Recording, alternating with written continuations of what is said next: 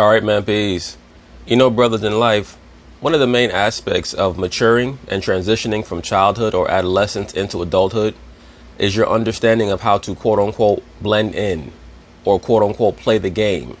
These are two terms that are used by adults when instructing children on how to blend in, how to amalgamate yourself into, the mainstream life of quote unquote adulthood, as they call it, which basically is just code for acting. You have to become an actor, especially if you're a so-called black man. When you go into corporate America, you have to become an actor. And Kyrie Irving struggles with this because, as he himself understands, he is an artist, and many people might not grasp that. When he speaks about being an artist, he's saying that he's a creator. He creates art on the dance floor, aka the basketball floor. And he's not the first person that I've heard use that analogy. Michael Jordan himself called himself an artist, and what he did art, particularly when he was asked the question about who's the greatest basketball player ever, and was it him? Now, of course, in his ego, Michael Jordan believes that he's the greatest player ever from a competitive standpoint. If he had to imagine himself going one-on-one against another great player, or his team against another great player's team, you have to think like that and view yourself in that way in order to have a chance, or give your team a chance to win.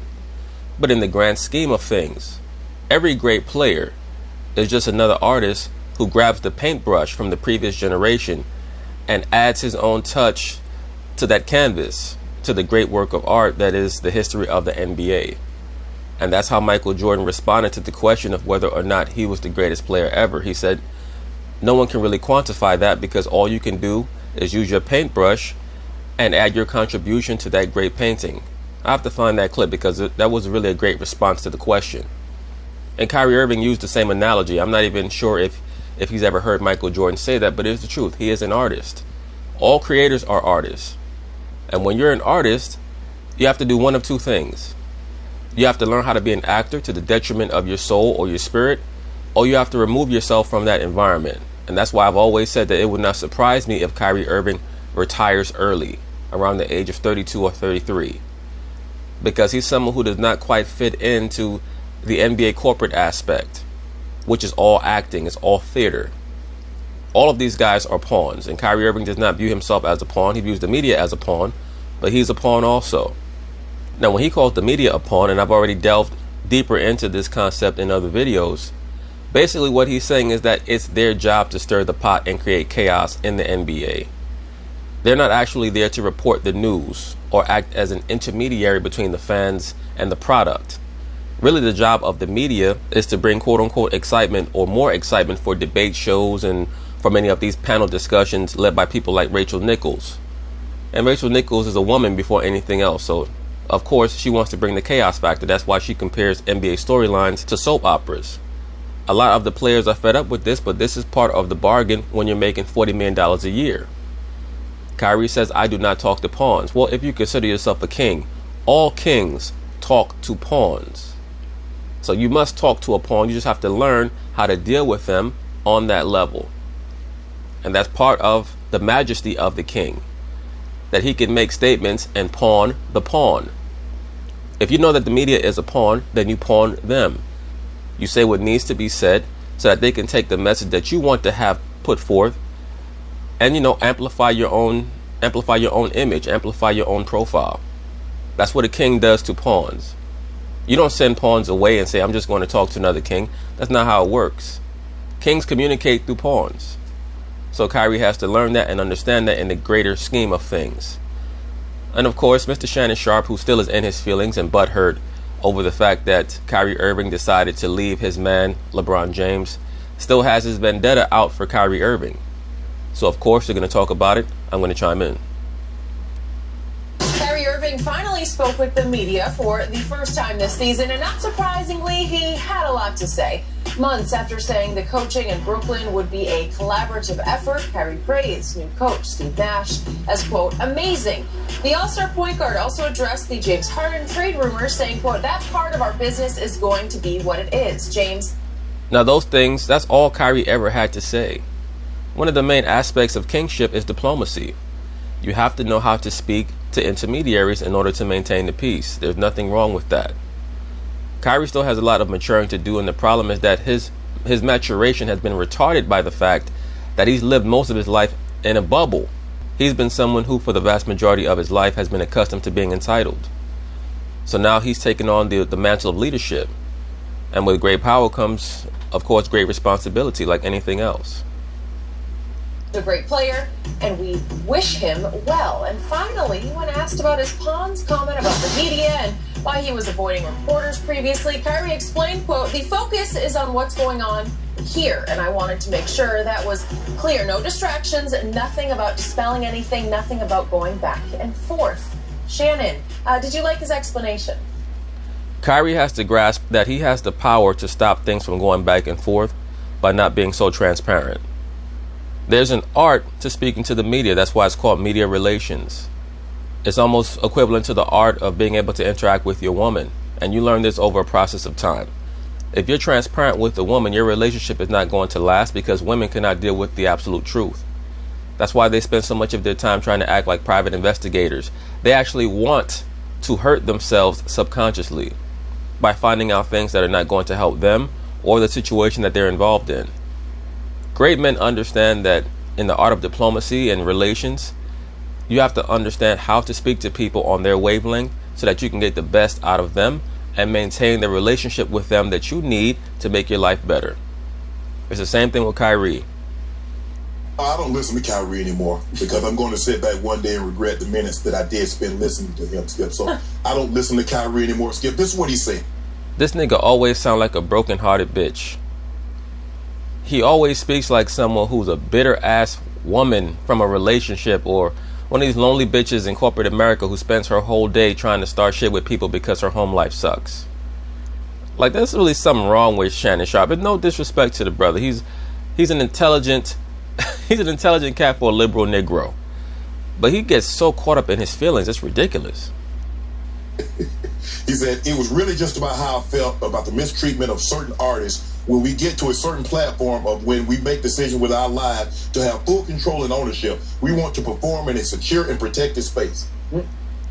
He's like any other artist. Every artist says the same thing. And you know what I came to realize as a creator or as an artist? I have to create my own safe space. I used to be in corporate America and be aggravated by the level of stupidity there, the low-level thinking. And then I realized that the problem wasn't them, it was me. I was the one who was being simple-minded by immersing myself in an environment that was beneath me. Kyrie Irving has to create his own environment while he's in the NBA quote-unquote bubble. Because even though they're no longer at Disney World, his whole life is going to be a bubble as long as he's famous. You have to create your own atmosphere. You have to create your own environment. And that starts by understanding how to interact with those that you need to interact with and who to remove from your life. As you get older, life is about removal. It's not about accumulation. You'll find that there are many people in your life who are holding you back, whether it be willingly or willfully or unwillfully. They're trying to hold you back and maintain an old version of you because that's what's best for them. Those type of people have to go. Those environments have to go.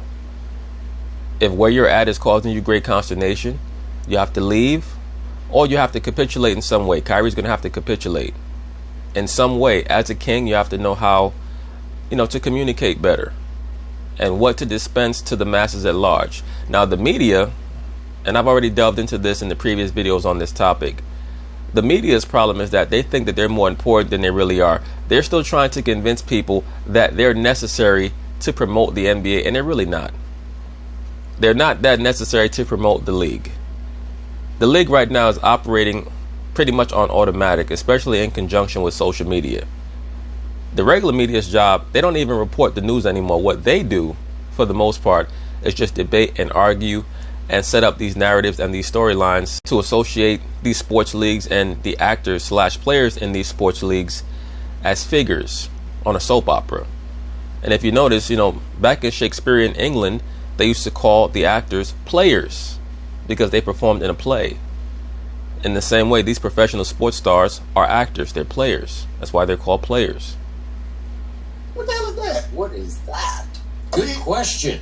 Thank you. Yeah, the NBA is not trying to suppress you. The NBA... Yes, they are.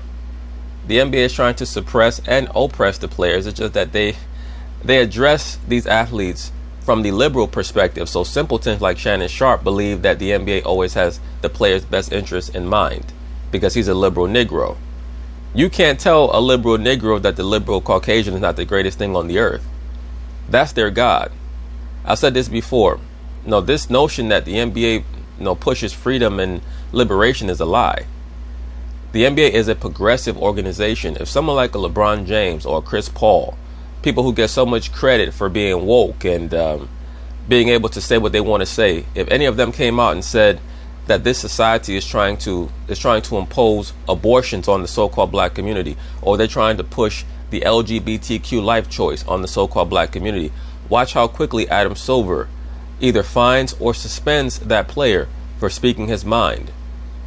But as long as you attack Donald Trump or conservatism, things of that nature, which are supposedly quote-unquote oppressing the black community, you're okay. The problem that Kyrie Irving has is that, he's a hermeticist, but he's not liberal enough. He's not political enough.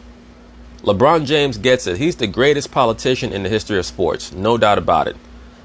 That's where LeBron James is the quote-unquote GOAT. He's the greatest politician in the history of sports. Kyrie Irving is not political at all. He understands the esoteric aspect of being a superstar athlete, but he does not understand the media relations component or the political component, and that's why they're pissed off at him. If you're healthy, the NFL, the MLB, if you're healthy, you got to talk to the media. Skip this that. Not that you got to go to Siberia, not that you got to go all over the place. It is easy now, Skip. It's a Zoom call. They're not even in the locker room. You just get in front of your camera or a computer and you just talk. The problem with Kyrie is that Kyrie is a free spirit and he wants to be able to say whatever he feels like saying, and that's not real life. In real life, there are different people that you can speak to. Some of us, depending on how gifted you are, you might live your whole life and never come across someone who fully understands you as a person. That's real torture. Sometimes the Most High, if you're truly blessed, will have someone who he creates for you to be able to communicate with you at a fully open and transparent level. That's a gift from above. That's a gift from the Most High, whether it's your significant other or a family member or a friend. But there are some people who they call tortured geniuses who are never able to fully interact with someone on a transparent level. And they have to live their life communicating with the masses through their creations or through their art. What was this? He wants to feel protected in a secure workspace. What? Shannon Sharp, in corporate America, is not that one of the touchstones right now? Within corporate America, they say that we want to create a protected workspace for women, for LGBTQ. Kyrie just wants that for artists. For him, artist is code word for a high-level basketball player. He wants the superstar or the star players, the high-level star players or superstar players, to be able to talk to the media without having their words spun against them and, raked over the coals on national TV.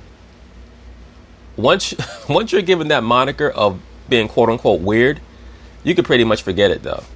Anything that you say after that, people are going to say, oh, well, that's just Kyrie. Oh, well, that's just that person. Even if what you're saying is correct. Because two-dimensional people do not like to have their thoughts challenged. No one wants to accept that they've been raised to believe lies and to propagate lies. So what they're going to do, the masses of the people are always going to turn against individual thinkers, whether that individual thinker is right or wrong. Kyrie thinks because he's gotten online and he's read some self-help books that now he's this intellect. Well, Shannon, some people might say the same thing about you. You get on television 5 days a week with Skip Bayless, and you regurgitate philosophical sayings that supposedly came from your grandmother and your grandfather. And that makes you what? That makes you insightful? That makes you wise? What does that make you? Play basketball. Sounds a lot like shut up and dribble. Interesting. So when you don't like someone, they should just play basketball. But when you do, they could talk about politics and world events and things of that nature. I got you. All you got to do, just play basketball. And trust me, the Nets would trade you, if Kevin Durant signed off on it, they would trade you to Houston for James Harden. Right, but you say all that to say what? What's your point of saying that? Didn't the Denver Broncos try to trade you a couple of times? Like, who cares? If the Nets would trade him for James Harden, they would. I'm sure that they would. But what does that have to do with the price of tea in China? Are you just saying that to try to get under Kyrie's skin? Are you still upset that he demanded the trade from Cleveland that left your boy LeBron by himself for the 2018 season? Like, what's your point? All he had to do is Kevin Durant gave the green light. Now, Skip, look. Don't you think Skip Bayless would trade you if he could get Stephen A. Smith back? Can't make it work with KD. I don't know where he can make it work. Yep. Because he's worn out his welcome in a lot of different places. In Boston, there's no, man, we got to keep Kyrie. Kyrie, please stay. I promise you that if Kyrie Irving were to fall out with Kevin Durant, there would be other teams that would want his services. I promise you that. We're glad to see him out the door. I just don't get this kid. No, bro. Everyone is not meant to understand everybody, so that's okay. Your job, I understand that you feel you've had this enlightening and you've gone overseas and you've researched and did all that. But bro, you got. Well, so have you. You guys are both Hermeticists. It's just that he's more transparent and open with it. But you're a Luciferian as well, Shannon Sharp. There's no doubt about it in my mind. Man, because you sound more and more ridiculous as the time go by. This is nothing. Bro, I just don't get it, Skip. Like I said, I've stopped listening to him for a minute. Well, that's not your job. That sounds pretty unprofessional. It's part of your job description to listen to Kyrie Irving. Remember, you're part of the media, right? That's your whole point. The whole point of this segment is that Kyrie Irving should listen to you guys and interact with you guys, right? So to sit on television and say you stopped listening to him a long time ago, when did that long time ago start? Was it when he said he no longer wanted to play with your boo? You still mad about that, bro? Shannon Sharp is something else. I know I'm going to sit back one day, hopefully another 20 summers from now, and I'm going to be like, man, that's time I'm never going to get back from listening to Kyrie and his bullshit. Well said. So, on this subject, over the last week, I've heard from two long-time sources I've had in this league, two really smart men, who both asked me in text, has Kyrie Irving lost it? As in, lost touch with reality? As in... It depends on what your definition of reality is. If what you're asking speculatively is, has Kyrie Irving decided that he no longer is going to reside within the two-dimensional thought process or realm that we call the Matrix, then the answer is yes. He thinks outside of that box. If the question is Kyrie Irving not willing to do what we want him to do, or not willing to believe what we need him to believe in order to be a superstar in the NBA, the answer to that is no. Because you guys want him to be a Luciferian, and he is. Once again, this is really about Kyrie not being political enough. He's not liberal or progressive enough in the way that LeBron James is. In other words, he's not a staunch Democrat. On over the edge into what you say is sort of delusions of grandeur. Look, he's always had high intellect. He's always been a deep thinker. But I'm not quite sure how deep a thinker Kyrie is. I'll say this. He's always been very curious. And you have to be very careful with curiosity. Curiosity kills the cat. There are certain things that we should leave alone. There are certain chambers that we should leave uninvestigated. Certain doors that we should leave unopened. Times you can think yourself into oblivion. And it feels like he's heading in that direction. He needs to be reeled back in. By who? By his handlers? Or by a handler? You know, whenever someone says you need to be reeled back in, basically what they're implying is that intellectually, they're on an elevated level above you. Or they comprehend things on a higher level than you. He's lost all touch with who he is and what he represents. And what's that? I think that he's still pretty much in touch with who he is as a basketball player, and what he represents is his team.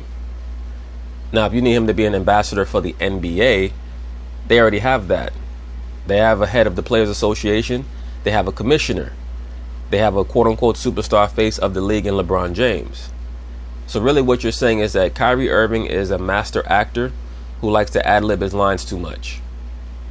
And what his responsibility is to the game that pays him whatever it is, $40 million a year. Kyrie's responsibility is, whenever healthy, to go out there and ball and entertain. And he does that better than any player in the NBA. He's the most entertaining player to watch in the NBA. As we talked the other day, he has a commitment to help promote the game. instead of biting the hand that feeds him. Correct. That's what he does. He bites the hand. If he was truly biting the hand that fed him, he would have retired already. If he was truly that resentful to the NBA, he would have left. The media is not the hand that feeds Kyrie Irving. None of his checks are coming from ESPN or from Fox Sports 1. Now, of course, people are going to say that's not true because the NBA has signed a multi-billion-dollar deal with ESPN and with ABC and with TNT. I understand all that. But Kyrie Irving does not need to engage in the dog and pony show called interviewing, where they're trying to nitpick every word that he says in order to be down with his role as an NBA player. Now, what he does need to do is grasp and understand how to manipulate the pawns. If you know that they're pawns, learn how to manipulate them. You don't have to give them what they want. Give them what they need and give them what you need and want. That's what a real king does. Here's the irony of this whole circumstance. For the very wrong reason, for the worst reason, for all these reasons that you just touched on, it's actually better for the team if he doesn't speak to the media because he always puts sneaker in mouth, right? You might be right. It helps the team Right. when he basically boycotts, because then he doesn't put the team in harm's way. He doesn't put the unity of the team, because what does he usually do? He did it last year. Throws team under bus, right? But here's the I wouldn't say that he necessarily threw the team under the bus. What he was too open and honest about what he felt needed to be done. Superstar players have always advocated for certain teammates to be traded, always. Now, LeBron takes it to the highest level and wants the whole team to be traded. But what Kyrie did should never have happened. You can't get on TV and say we need to get rid of this person and that person and this person, even if it's true. And once again, that's the main thing that you learn in life as you mature into adulthood. Most people are actors, and you need to understand how to deal with them according to their portion of the script. when he doesn't talk, guess who has to answer questions? I got it. No, I got it. KD and LeVert and Dinwiddie and all the other guys. Well, why isn't Kyrie? And they said, well, he was healthy. Because if he's not healthy, Skip, we get it. You don't have to talk to the media. But everybody says, well, hey, he looks good to me. It looks like he's healthy. So he was basically, it's like, Skip, and Kyrie's done some good things. He's given $1.5 million so to help. No, sir, not good things, great things. I'm still waiting to see the report of how much money Shannon Sharp has donated anywhere. Shannon Sharp, the same person who said that when he drops dead, none of his money's going to his children. That's what this fool said. He said he wants to spend his last penny on his last day on the earth. That's what he said. So you think someone who thinks like that is donating money anywhere?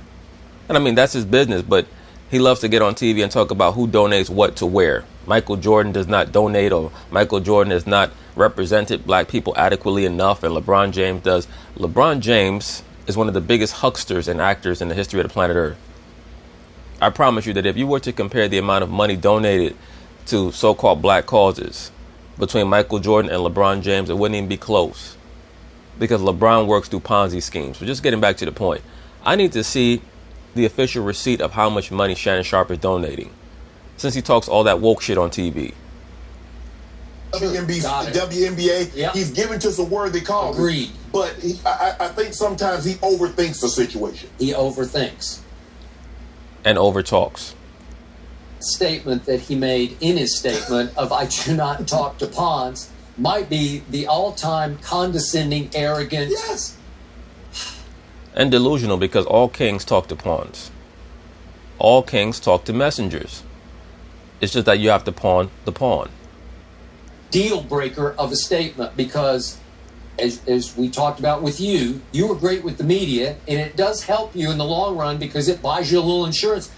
Right, but Shannon Sharp he's an intelligent two-dimensional thinker, and he enjoyed attention. Kyrie is not someone who enjoys attention from people outside of the basketball court. So it's two different personalities.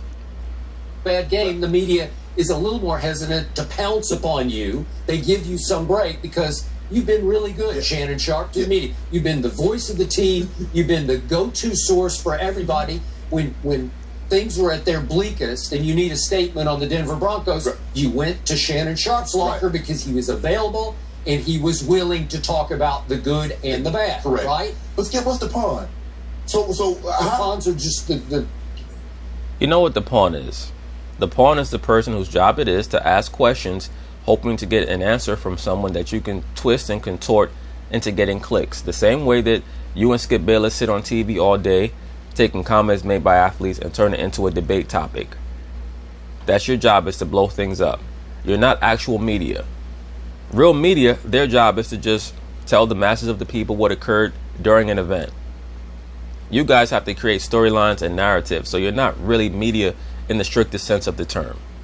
So that's what makes you a pawn, at least in the eyes of Kyrie. Only media, right? Who just get in your way. They ask you questions that are beneath your dignity to even answer. How dare you? I'm an artist. I need a protected space. That's what he's saying. Yeah. I don't need to stoop to have to listen to their questions and actually answer. Well, when you do stoop and answer, you always get yourself in more trouble than it's worth. He's starting to remind me and sound like Kanye. This sounds like very Kanye West. You know what? That's a great analogy. That is a great analogy. And Kanye West is another misunderstood genius. There's no disrespect to Shannon Sharpe, but no one will ever confuse him with being a genius. What he is a country bumpkin who found his way on television, through multiple means. But Kanye is another person who makes statements that that the average so-called two-dimensional Negro doesn't understand. He said what he said about Harriet Tubman, and so-called black people got mad. You know why? Because most so-called black people know nothing about real history, and no matter what they want to say, admit, or acknowledge, their number one infatuation is getting the so-called white man to love them. And that's Shannon Sharpe 101. I do agree. It's heading down that path. This is the Kanye path. So then he goes so far yesterday as to say, I didn't intend, I do not talk to Pwnz, I didn't intend that to be about any individual or any group of individuals. Well, yes, you did. Yeah. It was just strictly about... So who else you going to talk? Really, what he's saying is, when he states that he did not intend that comment to be about an individual or a group of individuals, what he's saying is that he knows that you guys just have a quote-unquote job to do. So it wasn't a personal attack on any individual media member. It's almost like a tax collector. When you read the scriptures, the tax collectors were hated, during the time of the Roman oppression of the state of Judea. But they were just doing their job. It's the same thing with the media. You guys have a job to do, which is to try to mine for controversial storylines, which can cause a distraction to a team that's trying to win. There have been many teams that have been torn apart by the media. Everyone knows this.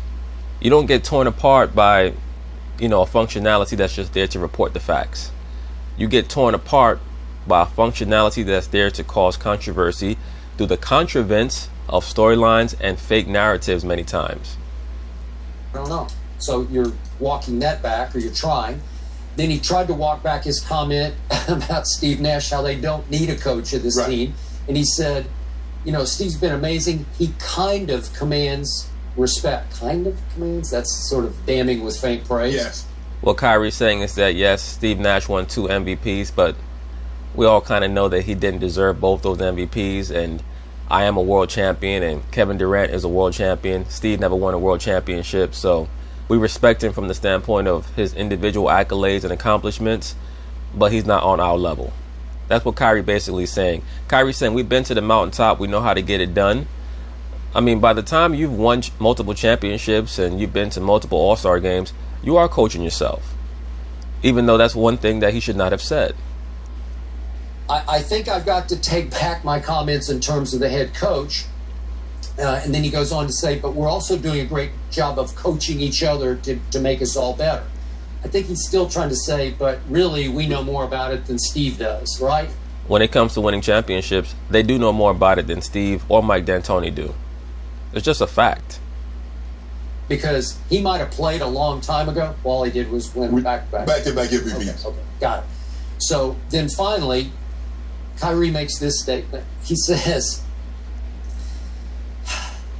that he's talking about how he refers to him and Kevin Durant as 7-11. Now, Kevin's wearing 7, and he's wearing 11 since Boston. He wore 2 at Cleveland, obviously. Right.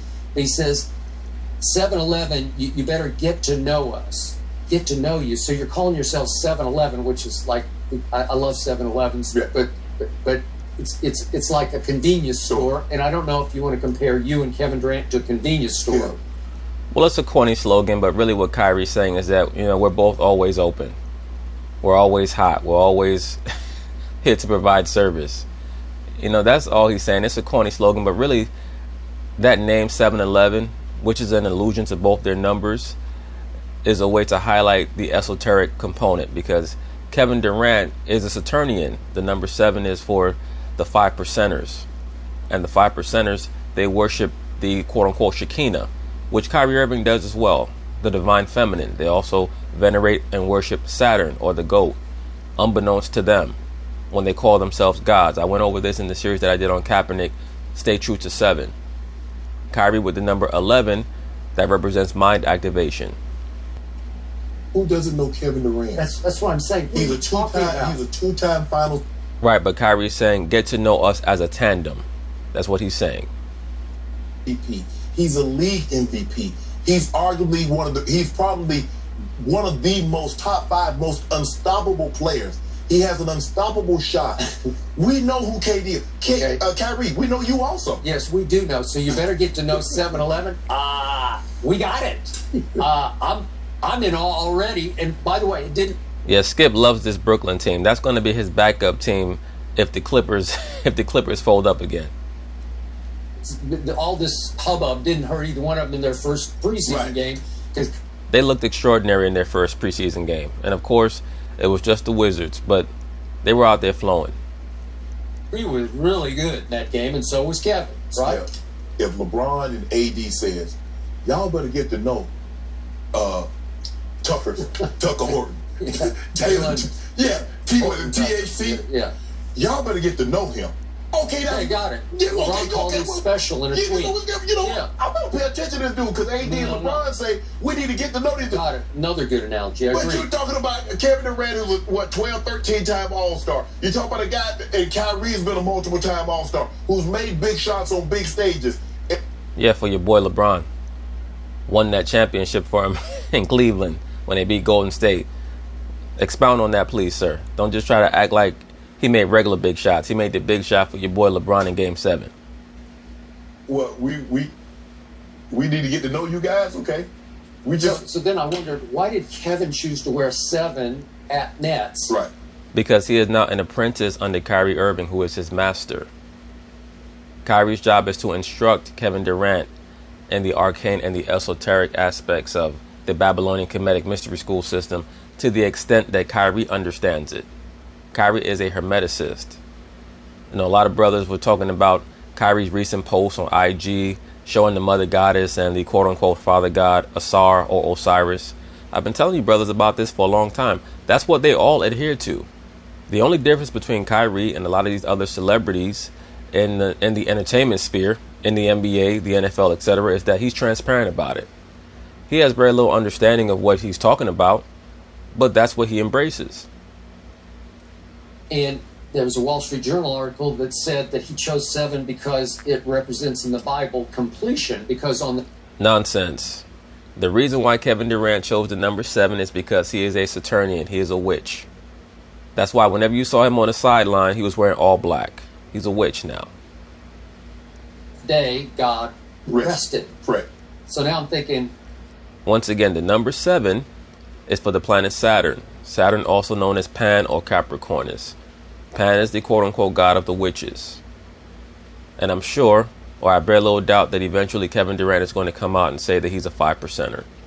I have very little doubt about that, much like your boy Carmelo Anthony.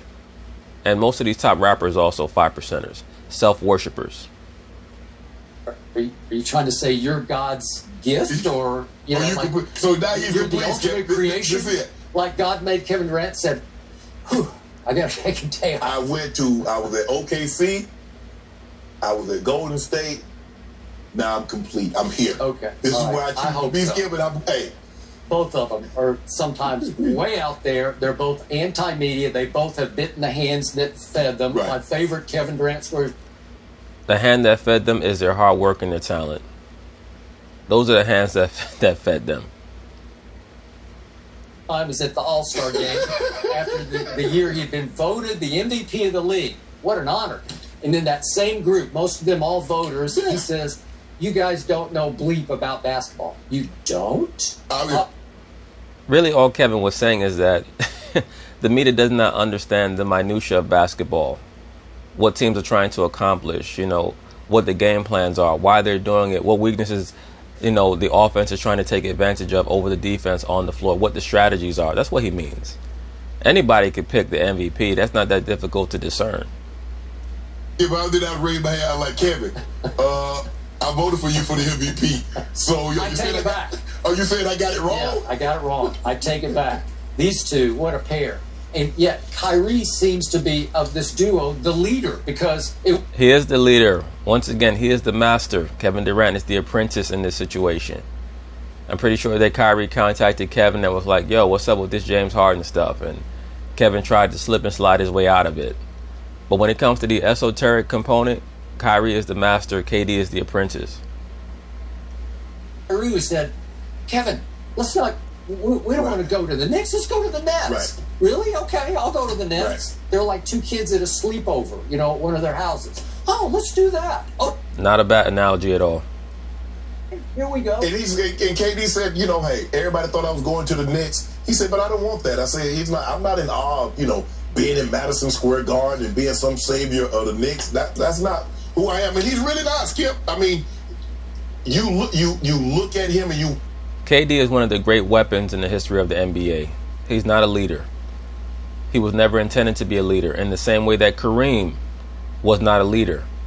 But if you put Kareem on a team with a great leader, he was one of the great weapons in the history of the NBA. Also like Anthony Davis with the Lakers, not a leader, but one of the great weapons in the history of the NBA. Those three players, they pretty much are in their own category when it comes to weapons to be utilized. Winning weapons. To me, like, what, dang, he doesn't care about being a leader. All he wants to do is play basketball. Yeah, I don't care nothing about no lead. Oh, Steph, you, Draymond, Clay, y'all want to lead? Fine. Russ, you want to lead? Okay, fine. Yeah. Just let me, all I want to do is hoop. Okay, so I reiterate my stance on Kevin. I still think he's the best player on the planet. He's just been out of sight, out of mind. Mm-hmm. Well, he might be the best overall talent on the planet. Best overall player, we can't give him that, especially coming off of an Achilles. But he has the chance to prove it this year.